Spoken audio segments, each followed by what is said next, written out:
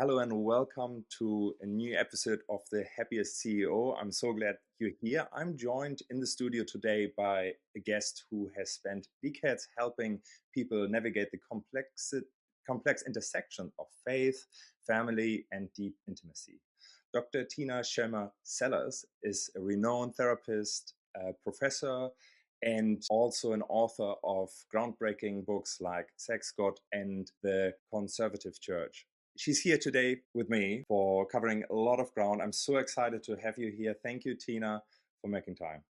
You're so welcome. I'm so glad to be here with you, Sebastian.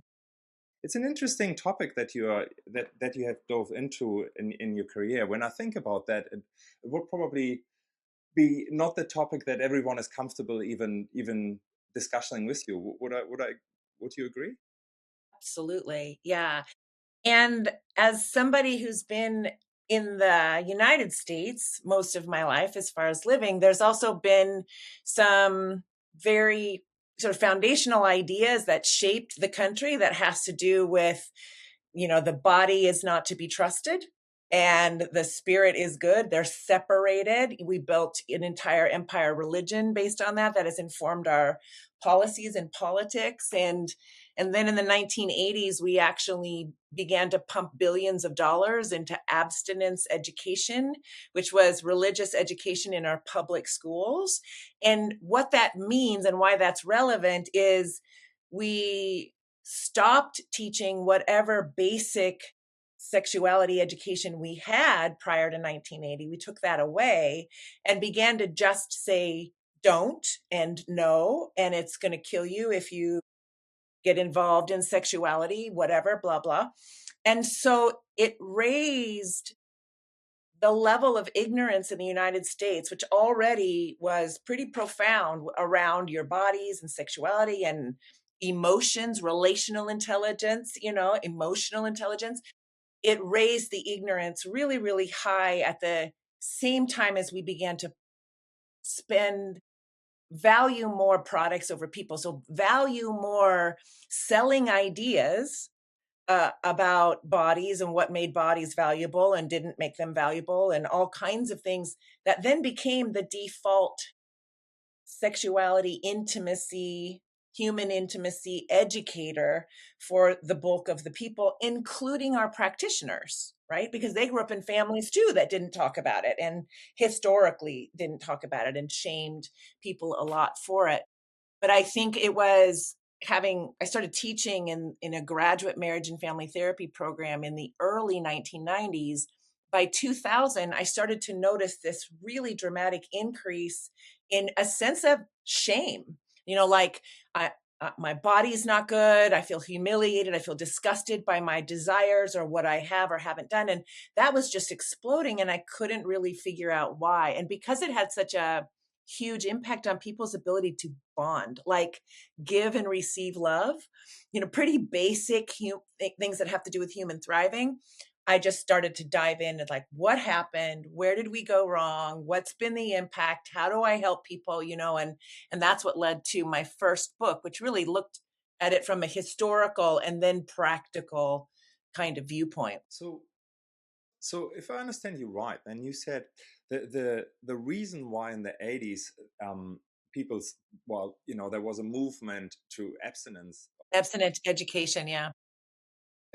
was related to probably HIV and like AIDS, that type of thing, or maybe a lot of young mothers or something like that. And so they said we just stop this altogether so that this is not a problem, or is that not That's what was sold on the outside.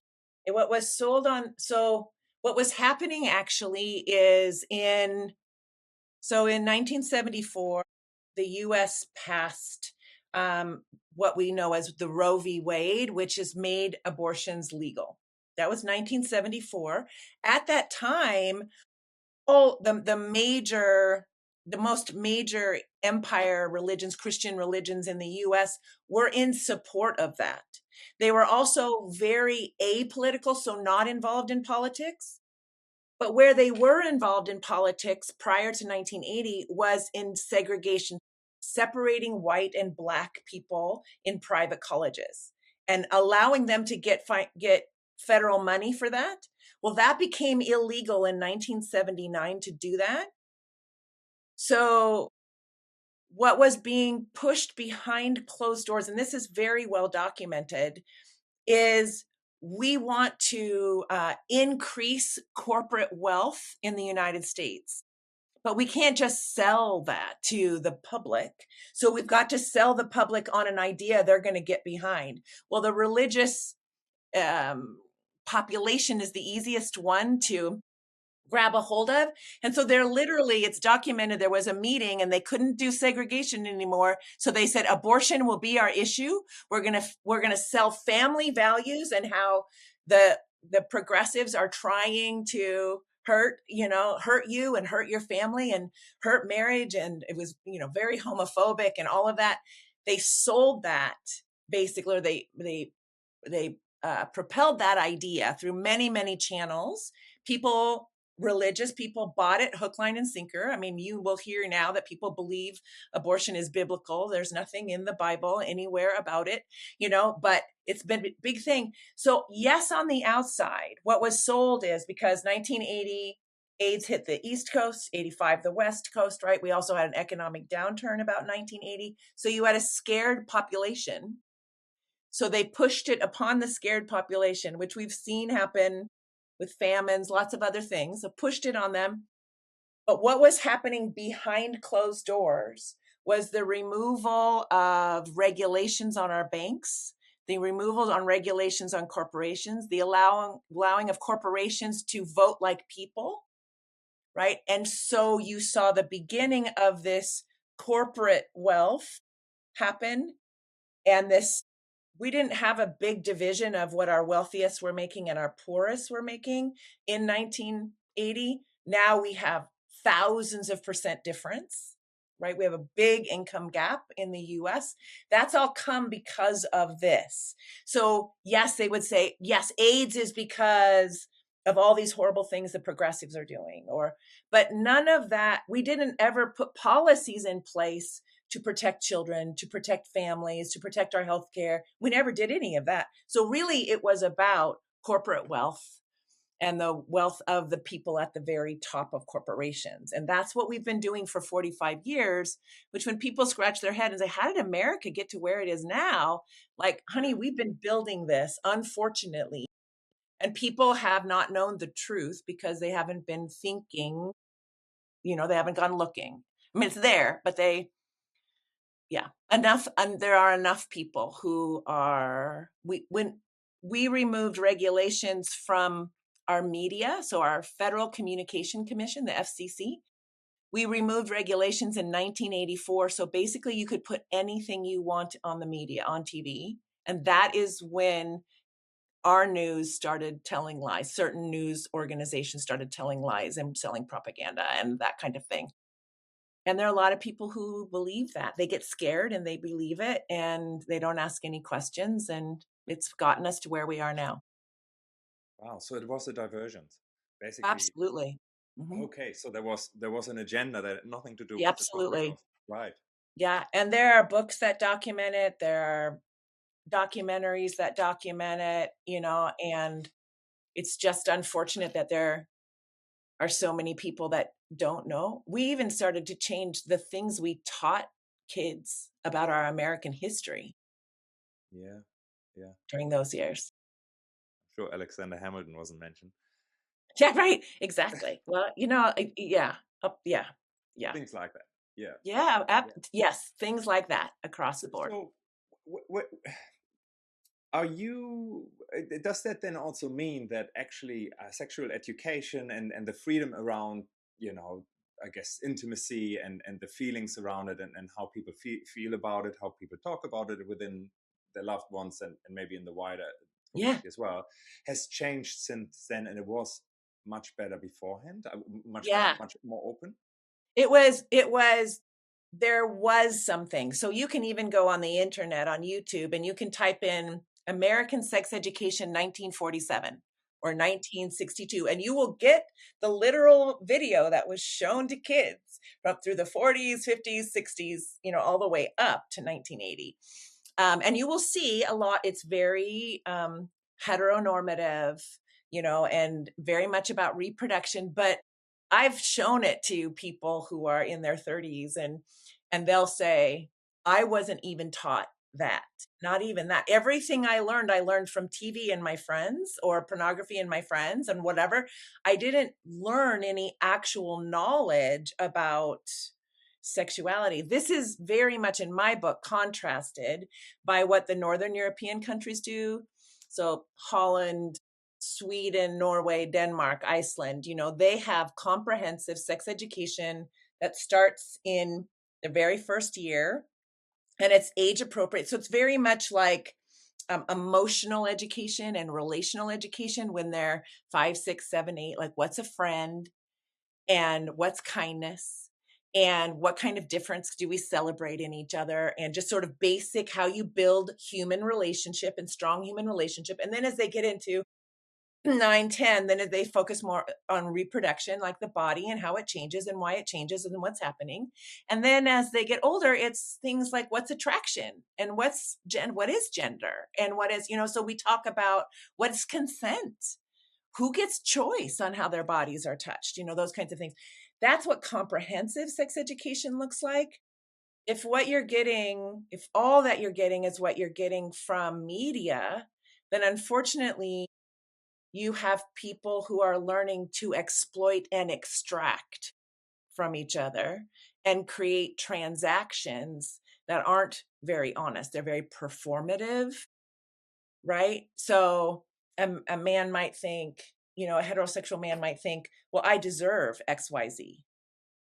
And I can just do these things and I'll get them to act this way, or whatever. And then you might have heterosexual women going, I better perform this way. So nothing is really deeply honest or truthful. What do I like? What don't I like? You know? I recently heard a story. It's one of my favorite stories. I recently heard a story. I was talking to like a 33-year-old, and she was dating somebody new. And this is somebody that I knew really well. And she said, oh, we were thinking we might want to be sexual soon. So we really started talking about it last night. And I'm like, oh, really? Tell me about that, And she goes, yeah. He says, like, so tell me what you like. What are you into? And she said, okay, I'll be really honest with you. I'm a pleasure whore. Like, I love pleasure. I That's what I'm all about. And he goes, "Oh, I am so glad because I'm a pleasure dom. I love to give pleasure." And I burst out and I said, if only we could all know ourselves well enough to know and not apologize and then be able to say that, then we begin the chance of building an intimate relationship where my insides, my heart and soul match what my outside's doing and my relationship with you, and it's a completely different relationship than we tend to hear from people more often, you know, which is transactional and performative. Yes. I don't know if you know the work from Alison Armstrong. She Yeah, talks a I lot do. about, right. Okay. Um, I guess if I look at that framework, there's certainly, as a female, I would say there's a tendency to wanting to please and wanting to do, what makes him happy, and on the other hand, he might want to impress the woman, in certain ways, and so I found in that context, it sounds exactly like it, because it's a bit of a trap. Like, he might think, I need to be the man, I need to be, doing whatever my perception or what I've learned over the year from media and what have you. And then Yeah. from her, probably, this is what a good partner, wife Right. does. Is that's enough for people to behave like that, right? Like, that's a framework that you just Absolutely. set up. Yeah. Yeah. So I'm taught roles or ways I should be, and I perform those, right? But where's the authenticity? Yeah. And if as humans, I believe as humans, we at our core, most of us want to be seen, known, loved, accepted at our core. And when we have a relationship where we feel seen, known, loved, and respected, and they feel seen, known, loved, and accepted, then we have this honest exchange, which is really sweet. And it might look really different than what somebody else over here or over there does, right? But it's honest, and I think that is just so delightful. But what more we more often hear is people are trying to do what they think they should do, and then the relationship that they're having feels hollow or empty on some level, and they don't know what to do about it. One thing I wanted to dive in with you because I wonder about this question, and I would I would guess you've thought about that quite a bit. So if I think about preferences in life, someone might be preferred to paint, someone might prefer to cook, and they have certain things they like, and you probably can trace back where that comes from. You know, nurture versus nature and all of that. When it comes to sexuality, I found, because there is just the natural sex drive, which is, like, you know, multiply, having children, all of that within you as well, and there are hormones that govern that to a certain degree. It feels like a very potent situation, let's say. Yeah, So right. when you think about preferences, and pleasures, that gives me pleasures, that doesn't, what informs and creates us and how we act within intimacy, right? I just wonder, where does this even come from, and how can one understand it in a way that you can also massage it or just be more comfortable with it, because it's like, you know what I mean, like a drive that, animalistic is probably absolutely the wrong word for this, but if something comes that you can't really put your hand on it, it's quite a strong force, then yeah, how do you feel comfortable about that? I think that makes the topic extra complex, and at least for me. Yeah, right. And I think that I love that question, Mm. and it is complex, right? So we have drives, we have things we want, right? It's human. We want, that is drive, that is desire. And in my thinking, desire is the breath of life, like it's the core of creativity. Like every innovation happens because somebody first wanted something, envisioned something, imaged something, and they said, I'm going to step in or I'm going to do it. Right. So we have these desires, these drives inside of us. But when you ask the question, well, why this drive and not that drive, or why this drive and not that drive, there's no simple answer there. And I'll tell you that we're being informed by the culture we live in, by the family of origin we grow up in. We're being informed, but we also began as a little human who very much had drives and desires and all of that too. So, but then it gets shaped by the culture that we're in, by the sociocultural community that we're in. And that is going to but that is also going to sit alongside some like just core things that are about you. So, to make this make sense, why is it that some people like chocolate and some people really don't? Mm, Some people like sweets, some people don't really. There are just core things about us that don't really have a good answer, we just do. right. We just do. And it's not necessarily been an influenced thing. It just I don't know, we Yeah. just, whatever. Yeah. But then there are gonna be things that were a little influenced too, and that could be just as fine, no big deal. What I think this comes back to what I was saying a minute ago, knowing ourselves. Like, what is true for me? What do I like? What don't I like? When do I like this? When don't I? Whatever means that I can come to terms with it. And especially if we can do it without shame, right? Shame is, I've always been enough. I came into this world enough. I will go out enough. And no one's walked the planet just like me. So, what does it mean to be fully me? And can I accept that? Then, if I can, then I get to have the kind of honest conversation I was just pointing out, where I get to say, I don't know why, but I love getting all the attention. No shame, right? That doesn't mean it'll always look like that. It doesn't mean that there's not reciprocity or any of that, but we get to start with the honest of where am I? What do I tend toward?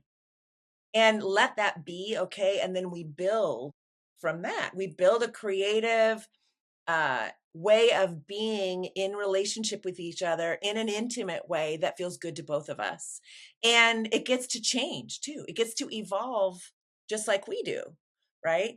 And all of that. And so I think it's such a big combination. And over the years, I've sat with so many different people, and it's been fun to be like, hear those people that are like, I don't know, I love feet, and I don't know why I love feet, but I just do. Great, let's go with that. Let's go with that. Let's not psychoanalyze that. Let's just go with that. But I've also had conversations with people where, like, I'm thinking of one, I really like to be tied up and I don't know why. My wife doesn't want anything to do with that. And then to discover that they actually had an experience where they were tied up as a young child that both was scary but also exciting. So it was informed. Now, does everybody like to be tied up? Was it informed by something? No. But for Yeah. some, the answer is going to be, yeah, I think maybe. Okay. Yeah, great. So it's a combination. We're complex, right? We're made of complex experiences. And so when it comes then from external influences that really create a taboo, is that is that still a big topic? I mean, being a little bit in touch with the youth because I do have children, but they're all under teenage year. The oldest is only 11, but I can see sort of that there's certainly at the moment, at least where I live, more the I don't care what other people think. I'm the way I am, and I'm just exploring. Um, but I would probably argue that there's still lots of taboos even within that age group and the society that might be not anymore informed by the church, but maybe by just your peers or something like that. Yes. Mhm. Yeah. Well, and again, likely informed by the parents, and the parents were informed by I mean, you've got generational information coming down. We don't even have to know exactly where it started. It could have had something to do with a culture somewhere, a religion somewhere, whatever, but it's in there. Um, and I would say there are developmental factors too. So a lot of adolescents, their developmental inclination is to belong to their group, right? And so they're sensitive to what each other is saying. And that often creates some guardrails during their adolescence, for them. And that there are things that they will for sure talk about and those things they won't, because they won't be able to belong if they do, right? So it's going to, and probably like you already see, your kids have their own bent. Like, one might be like this, like, I have a granddaughter I have 4 kids, and they're all in their 30s, and my oldest is 40.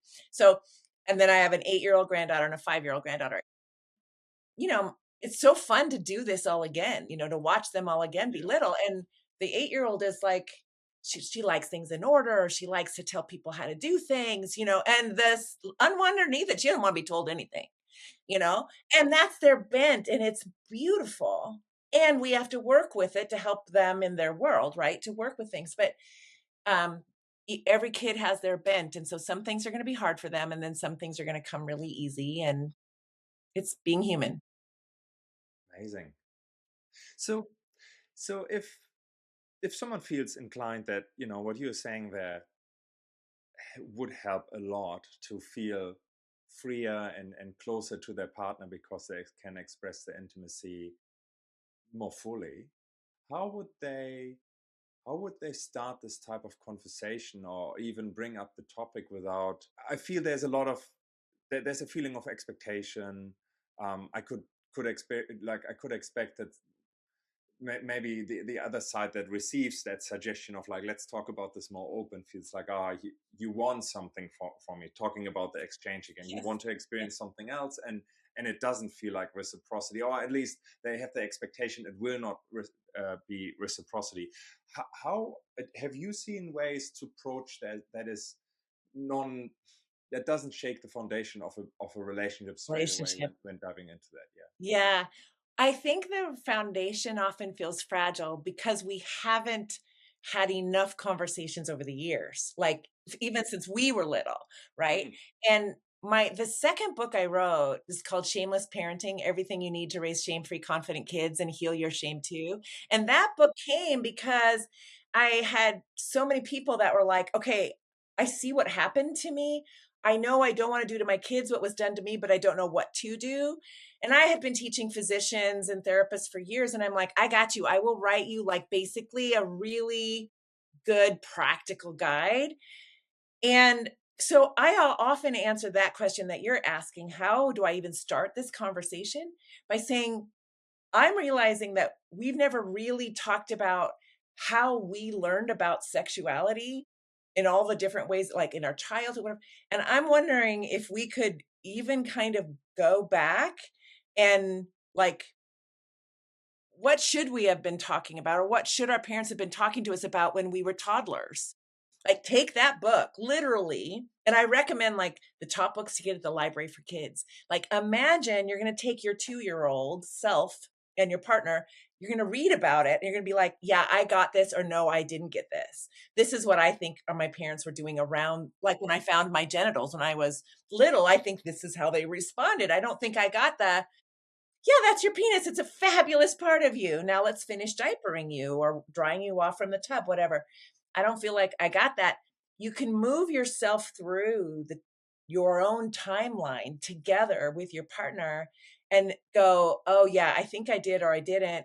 And this is how I think that's impacted me. Or like when I started, being influenced by advertisements, I never felt like I was enough, or I always felt like there was something wrong with my body. And you're like, yeah. And didn't that affect how we use our economy?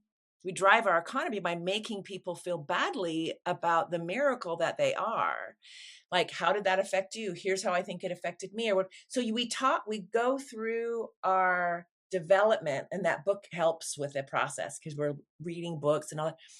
Now, all of a sudden, we've had so many tiny little conversations as we did that, that you're like, is there anything you've ever thought, like, even on some level, that you might be fun to try or do that we've never known how to talk about? Now you can talk about that. Now you're like, well, I did have this experience. Like, and you just start talk, and now it's like it's just a curiosity because it's human. And you still get to say, yeah, I feel like that, I don't feel like that, or I would be willing to do this and not that. Like there are even like little oh, like, I don't know what you would call 'em, like online tests that you can take where you can be like, yes, no, maybe so, and you click, and then together you're like, okay, really, I think that's how you do it. If you don't jump to it right away and you kind of ease yourself into some of those conversations, then it can become fun, Yes, you I'm know? with you. Yes, that makes good sense. So if I understand right what you said in the beginning, then the church, well, depending on which religion, I guess, and religion and church, two different things anyway. But Yes, right. um, so it sounded like that wasn't an issue. Like basically, people weren't strongly affected necessarily by their religion to hold back their desires or will to express themselves to their partner in a particular way in intimacy. Is that correct, or did I got that wrong? So you're talking about like before 1980, where were Well, things like, was there a switch then? Yeah, I mean, either, yeah. yeah. So no, no, that's not quite right. There's been a long, long history, and that sexuality could be dangerous. There's a long history of that. And we often in the States will talk about the Puritans who came and they were burning the witches. And a lot of that was around, just not just magic or that the unexplained, but not knowing how to manage your own desire and making that her problem. Right. We can trace this all the way back. But what we did have, and we began this after World War One, we began a basic sex education that just, it was going to be helpful to the population to have a basic understanding of how my body works. Mhm. And the public allowed for that. And then that even got taken away. But you'll still hear lots of stories from people that are like, my parents, they let me learn that at school, but we didn't talk about it much. Or I never talked to my parents about or my mom or my dad talked about it once with me, and it was the talk, right? But it was painful. It was too late, you know? So we still have a kind of a sad history. And one of the reason that this whole topic kind of landed in my heart in such a big way was because, and I didn't even understand the the strength of this or the power of this until I was like in my 30s, but I grew up in a Swedish immigrant home. And I had parents and grandparents and aunts and uncles and whatever who talked about bodies and sexuality like they talked about recipes. I didn't know that was a weird thing. It just because it was my family. Yeah. And so if we talked about health and wellness, we talked about sexuality along with it. If we talked about recipes, we talked about, and I could tell you as many stories talking to my father, as my mother, as my grandparent. Yeah. When I started teaching and started to see the first wave of kids that got influenced by conservative religion or abstinence education, the way they felt about themselves and their desires was so deeply sad to me. Like, they were so condemning of themselves, and I thought, our sexuality is one of the sweetest parts of us, Yeah. because I get to take my body and show my love. It's core. Yeah. If you're somebody who has that desire, it's a core desire. It's just like when you were tiny, it's a core desire, and that was squash, and I literally would cry. I would read things that my students were writing, and I would be in tears because 'cause I'm like, "Honey, this is beautiful about you, and you never got told that." Yeah. So, Yeah. that's part of it. Interesting. I grew up close to the Danish border, so not quite Sweden, but Scandinavia, Denmark. Um, and there's certainly the understanding that people in the north we call your parents and Mhm. an Yeah. extension to you, certainly freer with all of these things. At the same time, there is this custom that you don't have necessarily blinds in your living room. At least Right. you correct me if this is a real historic account. But basically, the priest could walk at night through the streets and could see that everything is fine and everything is above the line in the living room of the different families. That's what I've been told multiple times. Like that's why they don't have blinds, and it's true. Like if you walk through. No, oh, I Uh, know. Yeah. you can look into people's house. Yeah. Whether this is because of that, I don't know, but it's certainly an interesting thing that you have access to people's private space like that and look into Yeah. it, right? Right. I love that you shared that story, Sebastian. I did not hear it that way, and I think because, again, religion was really it was kind of, it was like Sweden was a church state until the '40s, and then it was like, "No, and we're gonna teach sex education," and that came about by a family doctor, and they're like and they went against the church, and they started to teach, sexuality and relationship stuff, and, um, but I mean, that's very Scandinavian in my book. Like, it's dark and nobody has anything on their windows because they need as much light. That's the way I made sense of it. We need as much light as we can get. I have never had a blind on a window in my Yeah, life, And now I live in the forest, no one cares, but I lived on a pretty busy street before, but I wasn't gonna make my house darker. yeah, yeah. It's really Scandinavian of you. But it's funny, I hadn't heard that story, but it kinda doesn't surprise me, I can imagine, you know? One little topic that I was wondering about, since you are on the west coast of America, sort of the flower power, the 60s, 70s liberation in many ways people call it. Was that so? Like, did that actually really help us with our intimacy and get, breaking out of certain molds, or was it just a temporary thing and then got squashed through the propaganda in the 80s, then what you explained in the beginning of our podcast? Yeah, I would say yes and yes. I mean, both of those things are true. That was real, that happened. Did that help us? I think so. One of the things to remember is 1965 was when we passed, or approved birth control pills for women. Birth control pills, right, obviously for women. Um, this allowed women to govern their reproductive futures. She had never had the freedom to do that. We didn't pass laws to allow her to have a credit card or take a mortgage out on a house till 1974. Okay. So in 1965, you've got a whole lot of things going on in the United States. You have the young saying, I don't think it is worthwhile for us to listen to authority point blank. We've got questions. We think people need to be treated well, regardless of their skin color, right? We had the civil rights movement. We had the pill, which are women saying, I want children. I don't want children. I want children now. I want children later. I get to decide. I am not just here to be your, you know, parent, surrogate parent, housekeeper, cleaner, whatever. That's not the job I want necessarily. So you had the National Organization of Women was just this growing organization during the whole 70s, and women are talking to each other for the first time. Women are saying, listen, I'm not going to just be the researcher for this article. I want to be the writer on this article, right? Women are really starting to do that then. And it was very much shook things up, but I think in an important way, because if we're going to recognize the value of every human, then we have to listen and look at what are their strengths, where are their growing edges, what is it that they see for their life, and help everyone thrive, and then adjust our policies so that that can happen. But as women began to do that, it really shook up the patriarchy, which held the power in the United States.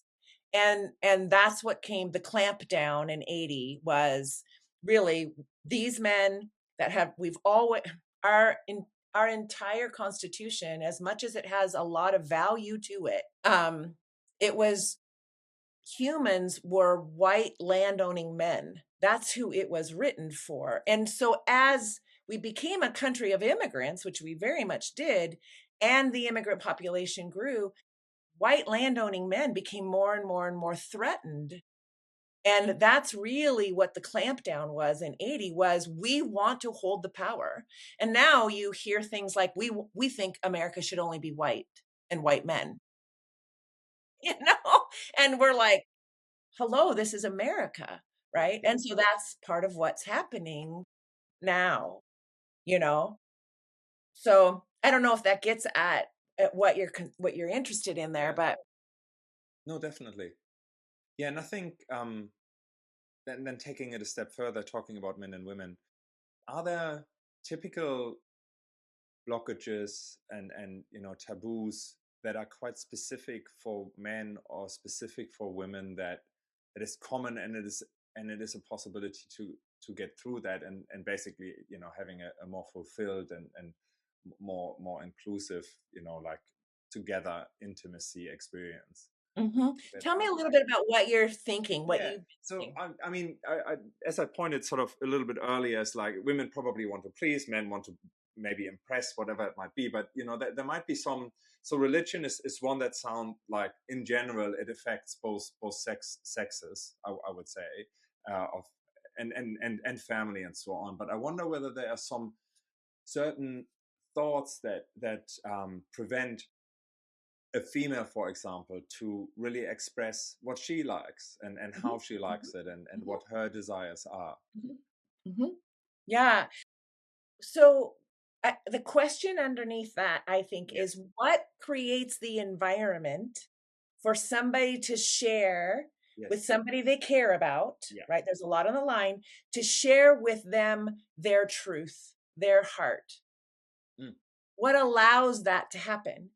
mm, And I would say it's emotional safety for both of them.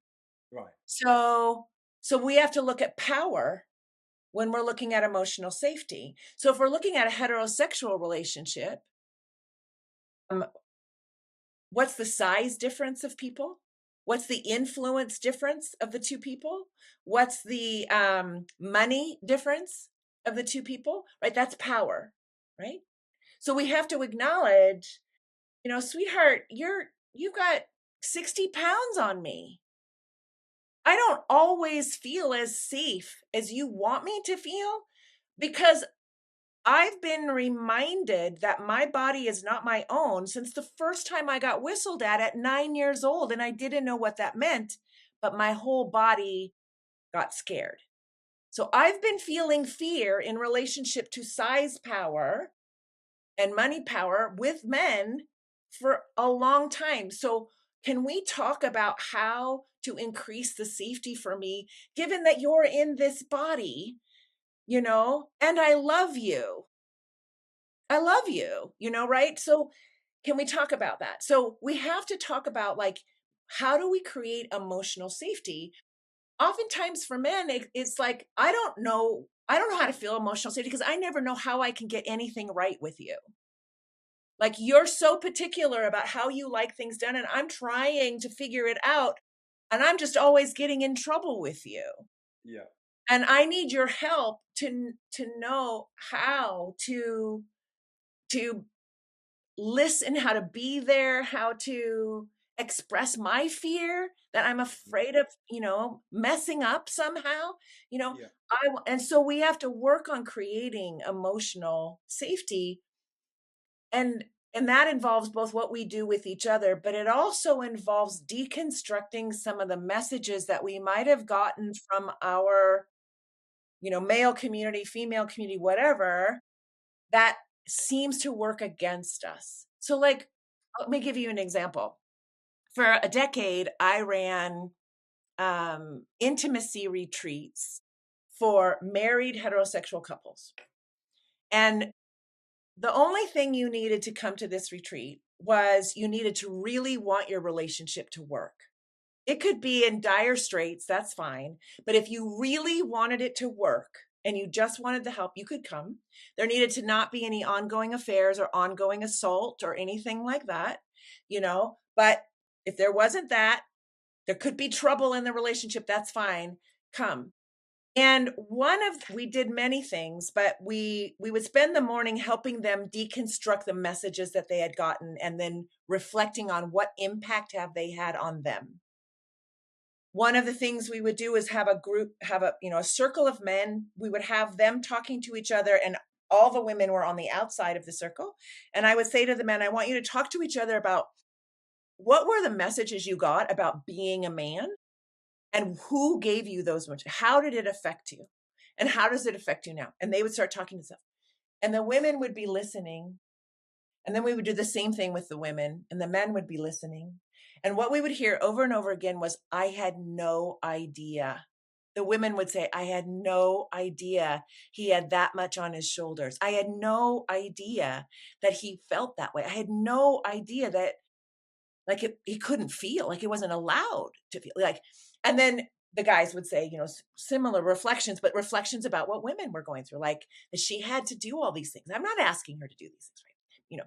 So we would do that. But the afternoons, we had the guys apart and the women apart for an hour and a half, and we would talk a little bit about what we had talked about in the morning, but then we would spend at least an hour saying, you're going to do an exercise this afternoon, an intimate exercise in your hotel room. And it's intercourse is off the table. Everything you normally do typically is off the table.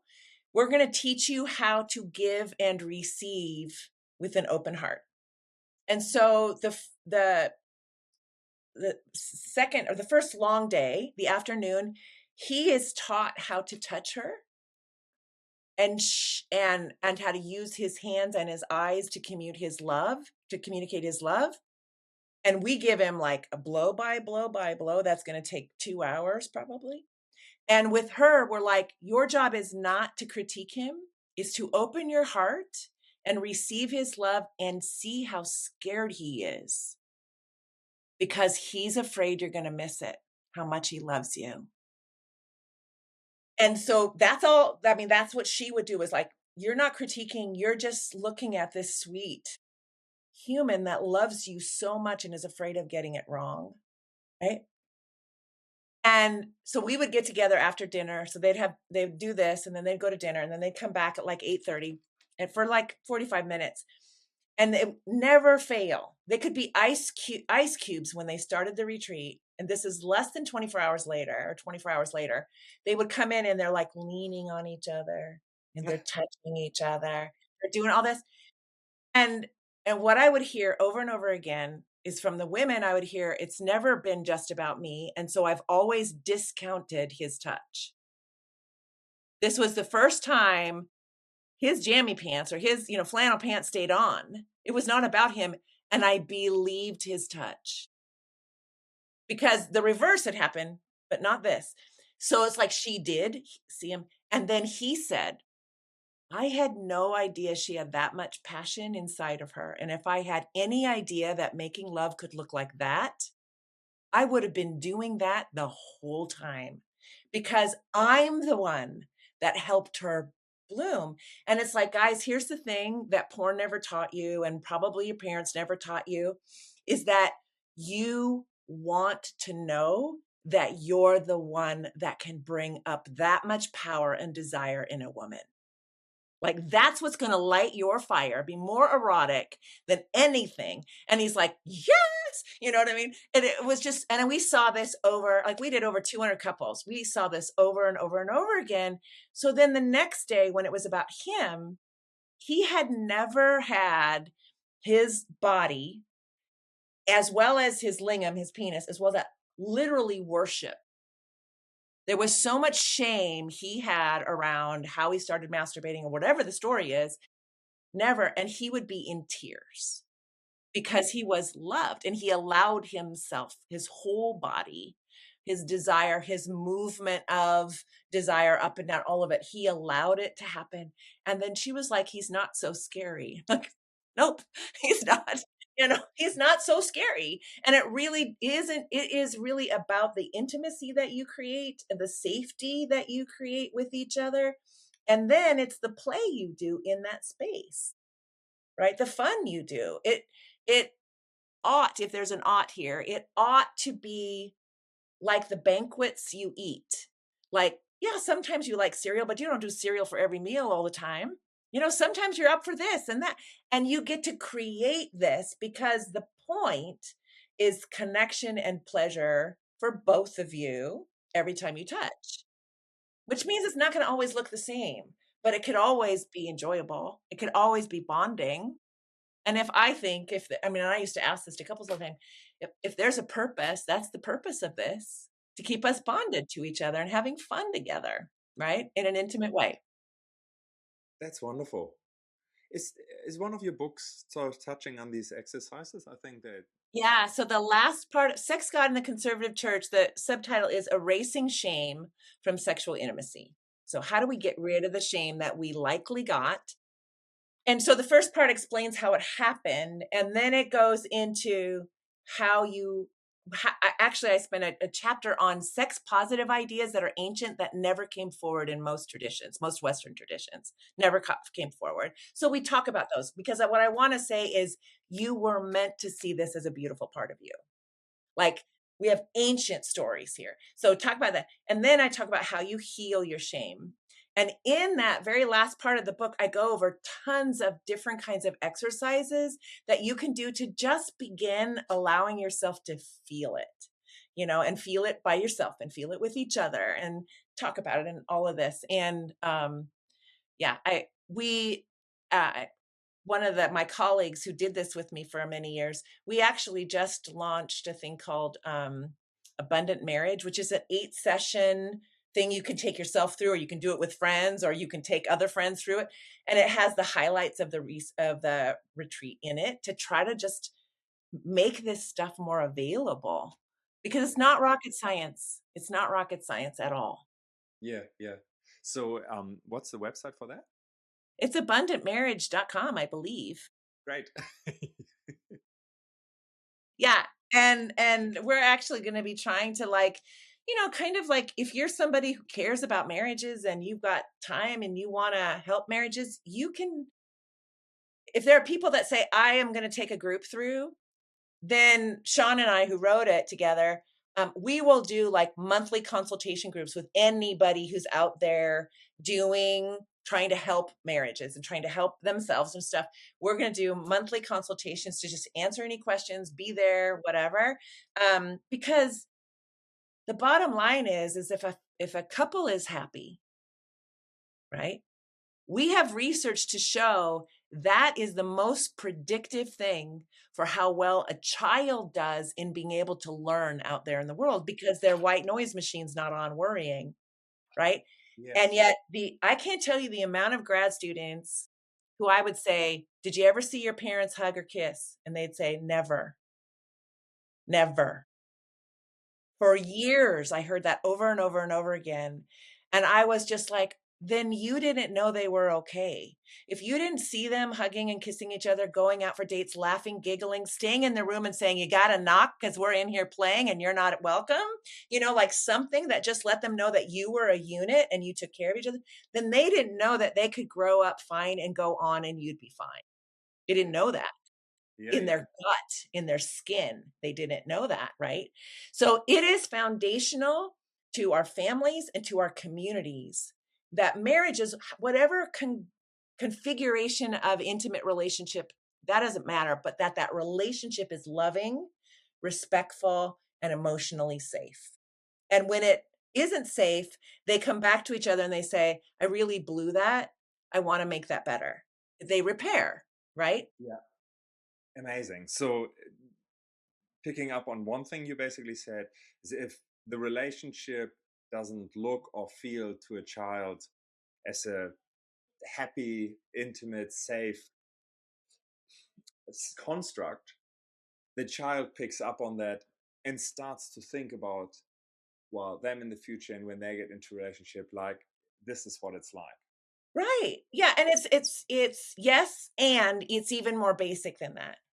The Mm, six-year-old who leaves from school and the parents were fighting the night before or that morning over breakfast, mm, their ins their insides are like, "I don't know if mommy's okay. I don't know if daddy's okay. I don't know if they're okay. I don't know." It's really very focused on, I don't know, because that's the foundation they're standing on, gotcha. Yes, right? that makes sense. So, it's a little different if you're 8 or if you're 10 or if you're 12, but it's going to bother you when you leave to go to school. And it's gonna be Mm, playing in the background when you're trying to learn whatever the things are you're trying to learn. You're over here worrying about your family. yeah, that makes a lot of sense. And Yeah. reflecting back, to my children and some of the comments, it's rare that my wife and I have, it's not even heated debate, but certainly something where there's a disagreement, they Mhm. would they would offer their thoughts about that and say like, That's oh, I right. don't like that you're fighting. I don't like Yes, that you're angry with each other. And that's right. normally we would come back and say like, look, it's actually not that, we're just debating something, or Yeah. at least explaining it. But I guess it's a Yes. positive side if they can point it out rather than just hiding in their room sort of thing. Right, exactly, and they wanna be heard, and you'd be like, "You're right, I get it upsets you, and I want you to know that we are gonna work it out until we come to an agreement, because Yes. that's what you do, Mm. and you can have conflict, and it doesn't have to hurt anyone, Yeah. but I'm really glad you told me what it was like to witness it, Yes. right? But I want you to trust that we're gonna," and then sometimes even just go back and go, "I just want you to know we talked it out and we're good." Or if you're in the kitchen hugging and kissing, they're gonna know you're good. You know what I mean? Like, Yeah. it Yeah. helps. Yeah. One mantra that we had for a while, just because it was important for us to understand it between me and my wife, was that we really said, look, it's not so much of how you argue, it's how you make up. And Yes. so even though when not quite, we're not really heated debate sort of people, but when it happens, then there's always the focus of, let's make sure that they see that we made up, and that Yes. there is no problem, that Yeah. we sorted Yeah. it out, this sort of thing. Right. Because it's, again, we don't want, I believe it's not always helpful. And I've certainly seen this in therapy. If kids are like, oh no, I had a great family, they never fought. Then what did they do with their differences and disagreements? Because they were there, right? Yeah, I yeah, think that's it right. is so much better that they see, as best as possible, respectful arguing, and then they see that people make up, because this Yeah, is life. We've yeah, gotta learn the skills of conflict and making up together. Like, it's yeah. important, skills, yeah. Now that makes sense. Something that we have a lot of professional, and professional employment that listen, and something that I'm really aware of is that the way that you show up at work is something that impacts, of course, how you're also at home. Let's Mhm. say, you're the boss, then there's really a switch that has to happen when you come home, so that you listen to your spouse not from the boss point of view, but from the partner point of view.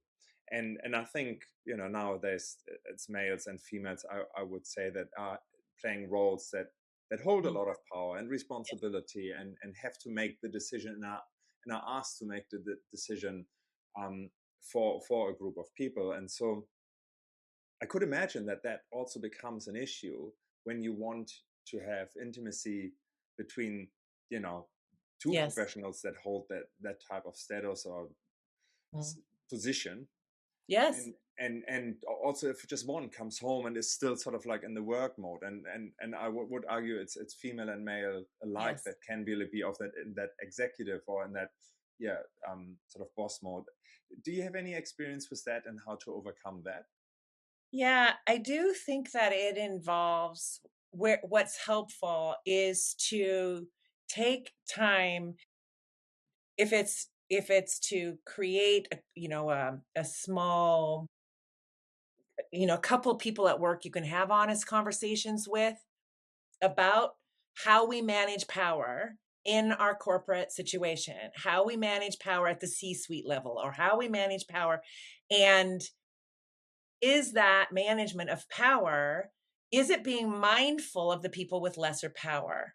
Yeah. Right? And, in other words, can I be accountable to the impact of my power at work? Because I am accountable to the impact of my power at home, and I can practice that at home. But if every single day I'm going to work and I'm spending 8, 10, 12 hours not being accountable to my power because it's okay for me to act like this, then I am much more likely to take that freedom, if you will, home and hurt people I love. Right? And so it's and I don't think we hear enough of this. Like, do we encourage people who have power in corporations or in their work environments, in their executive environments, to be mindful of how they're using power in that environment at the Yeah. business level Yeah. and the impact of that? Are they accountable to the impact?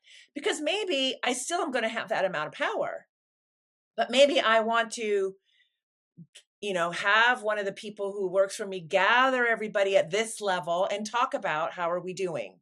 Are we being respectful or whatever? Like maybe I want to be accountable in a more human way in my corporation, and we hear stories of people who founded huge organizations who have taken that mindfulness into the way they run their corporation.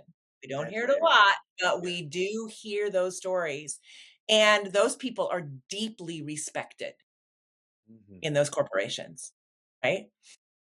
So it's interesting because so my oldest is going to be 40 this year. And as your first, like your 11-year-old, they take you to places you've never been as a parent, right? Like, okay, what is 12 going to look like? Okay, so he's been my biggest teacher, right? Yeah. And we used to talk about we ran our household around an idea called ORCA: openness, respect, curiosity, and accountability to my power. Yeah. Those four principles we talked about a lot. And they also informed the grad school that I taught in. I mean, they've been a part of my life. So I remember saying to my son when he was like 9 and his little sister was like 5, I could hear them in their room and they were supposed to clean their room. They shared a room at that point. And my son saying, "Hey, I'll give you a lollipop or a sucker if you clean my room, clean my side of the room, clean up my stuff." So I called him out and I'm like, "Okay, dude, I need to talk to you about this. I want you to imagine you're the 5-year-old in this story. Would that feel okay with you?" And Mm. he's like, "No." And I said, "Okay, I'm going to teach you something. That is what you call in my world an abuse of power. You are 4 years older, 5 years older, whatever, and you're smarter. Like you understand the system better. And so you used that to get what you want. There's nothing wrong with wanting what you want. I don't want Yeah. you to hear me say this. Yeah. It isn't okay if you do to someone else what would not have been okay to be done to you. Because when that's the case, that's you abusing your power. And you are responsible to not hurting people with the power that you have, your size, your age, whatever it is, your smarts, your Yes. white, whatever, you know, you are responsible to that. Well, we had that kind of conversation many, many times over the thing. And there's a book. Do I have a picture of it? Yeah. There's a book called A Practice Beyond Cultural Humility. Okay.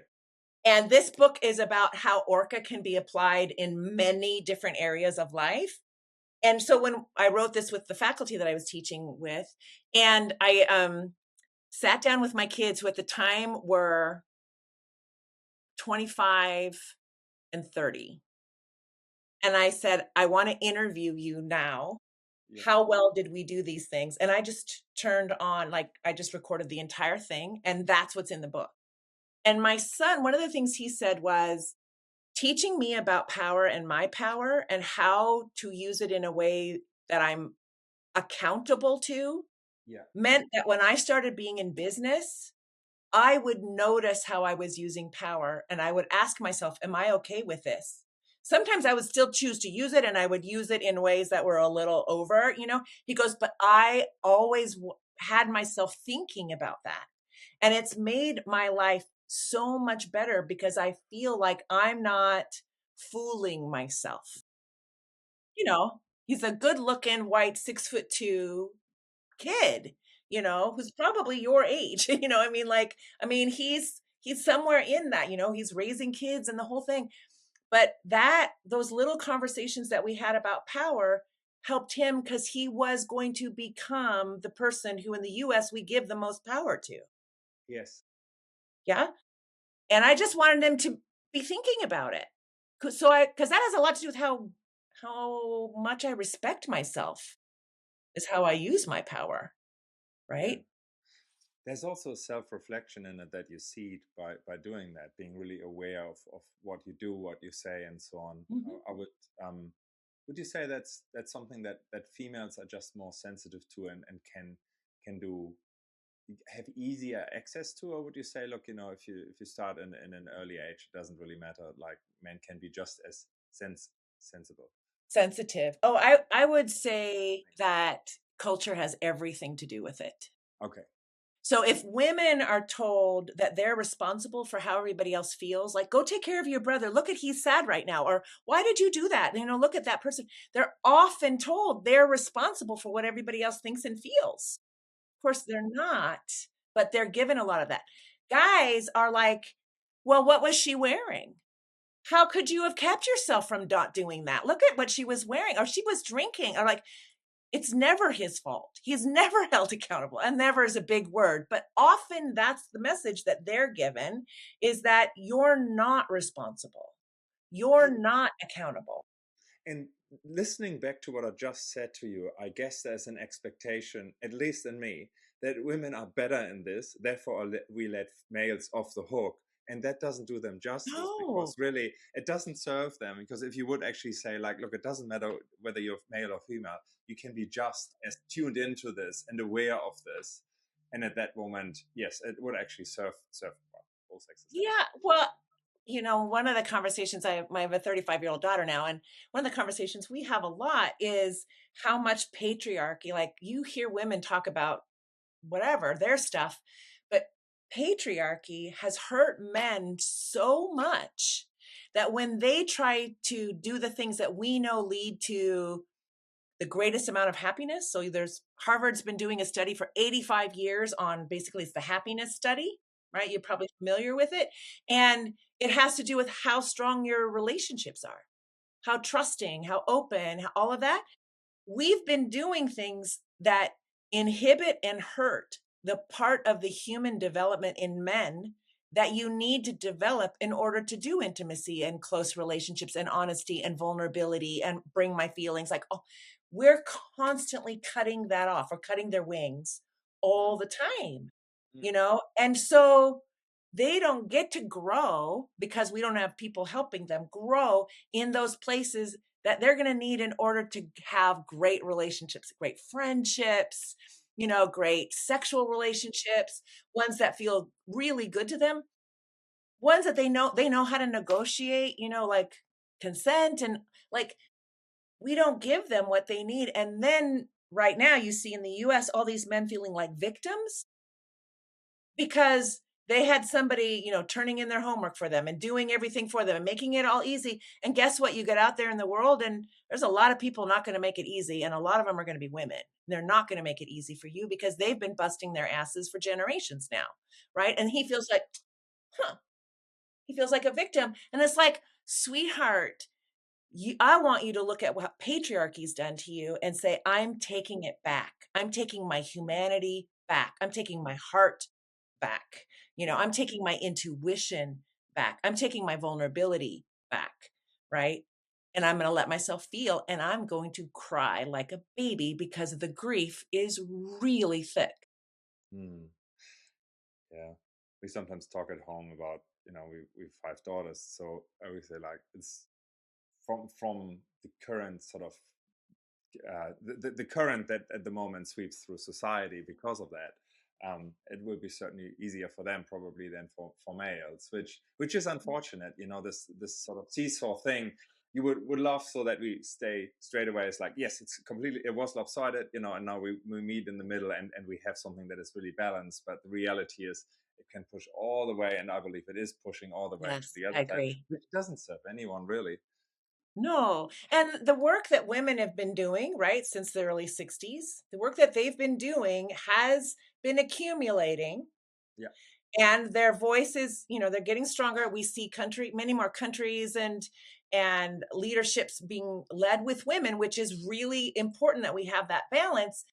But we need a men's revolution. We need men to start doing their work. I'm going to become a lover. I'm going to stand on my own 2 feet. I'm not going to need to scare you in order to have value or power. I Yeah. can manage my power and let you show up too. Like we can do this together.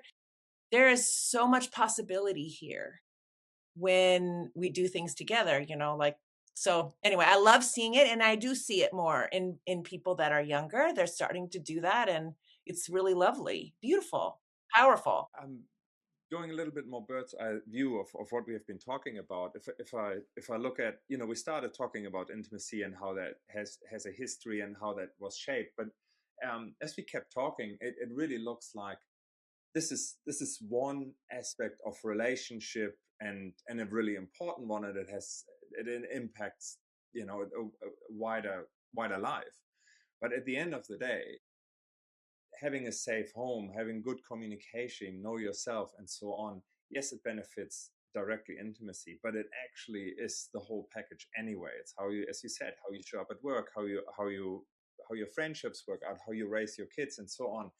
So, in a sense, thinking about it holistic and being really conscious in all different parts of Yes. life will Yes. create a beautiful intimacy experience and connection with your partner at the same time, right? Mhm. Yeah. Well, I think one of the things that most people maybe don't know is we are not a thinking brain with emotions. We know this from neuroscience. We are an emotional brain that thinks. So when we think about what skill sets help me to thrive the most, at home, with friends, in places I don't know people, at my work.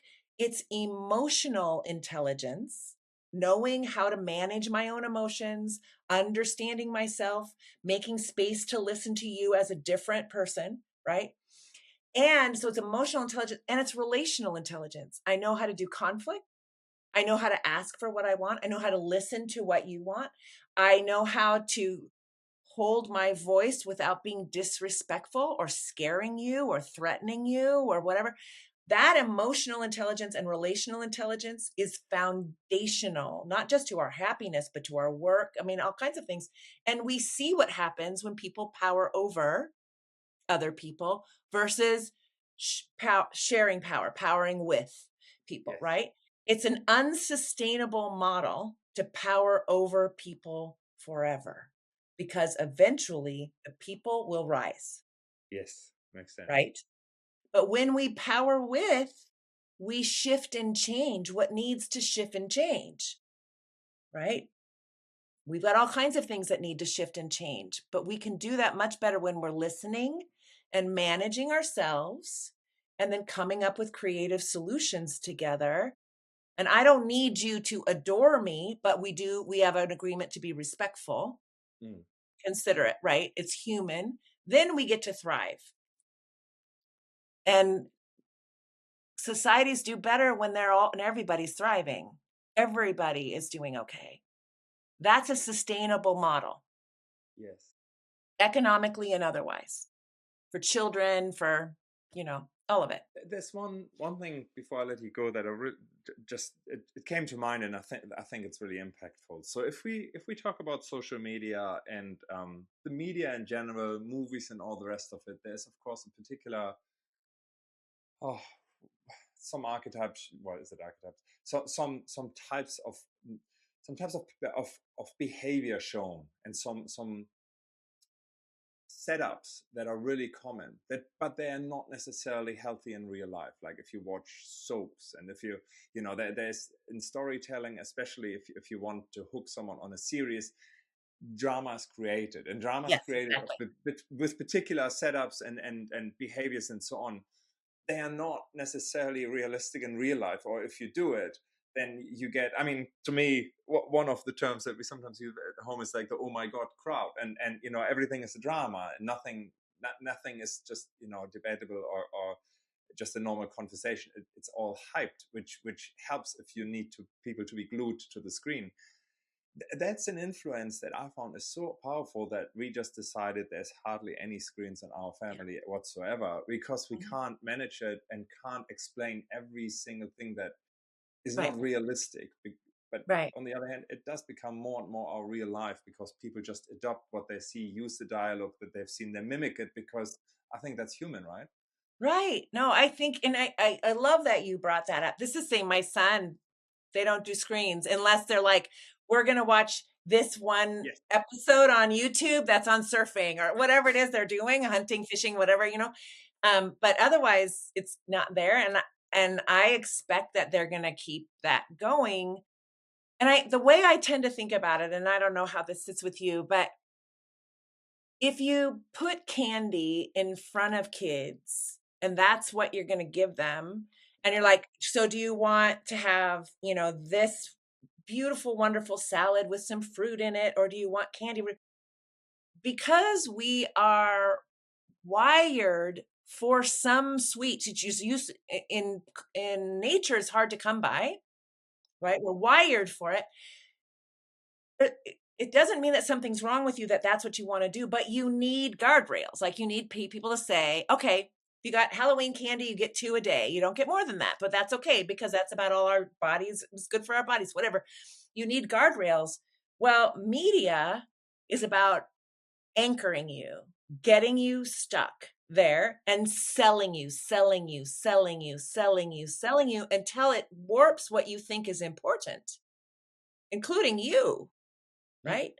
And but if we're wired to that kind of pleasure, that kind of anchoring, then we're trying to work against our brain. So we need people who are like, these are the guardrails.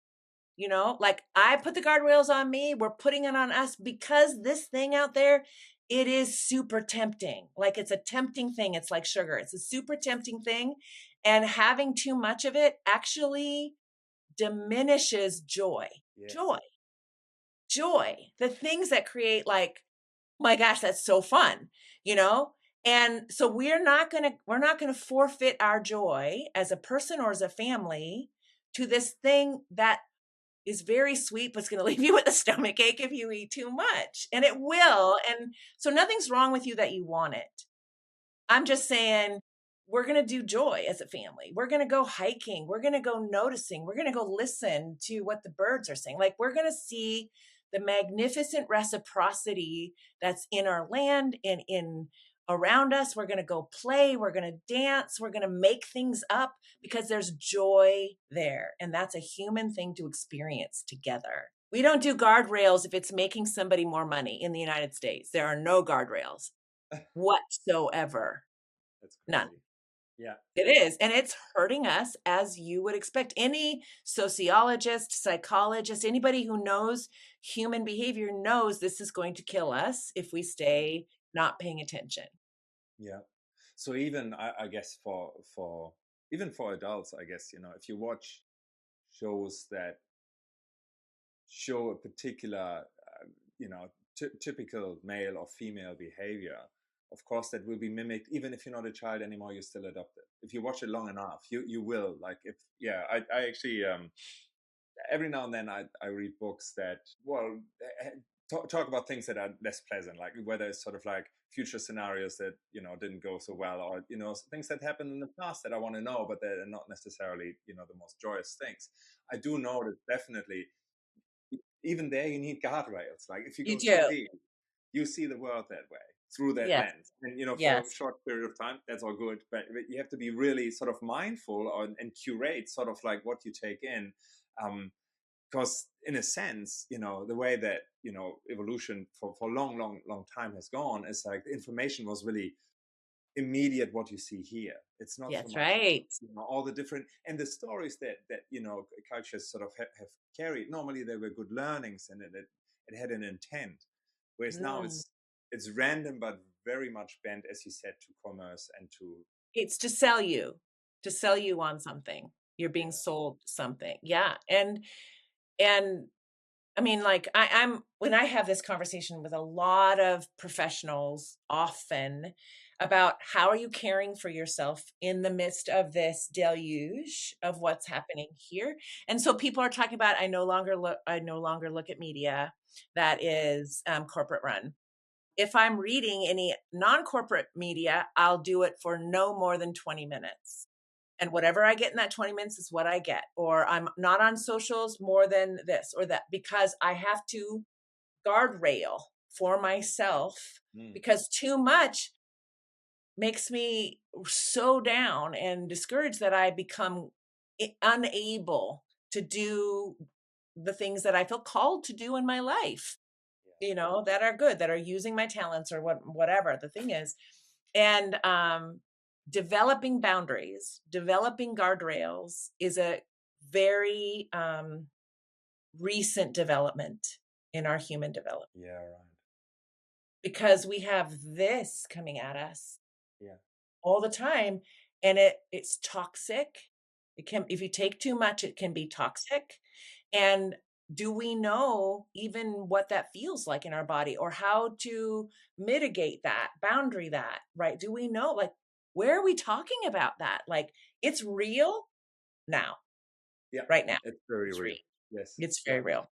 Yeah. I had a question of a friend asked me recently, said, your kids don't like, especially our youngest ones. So we have a couple that are 4 and one that is 2. They don't touch your phone when it lies actually on their height. Like, they could touch it. Why don't they touch it?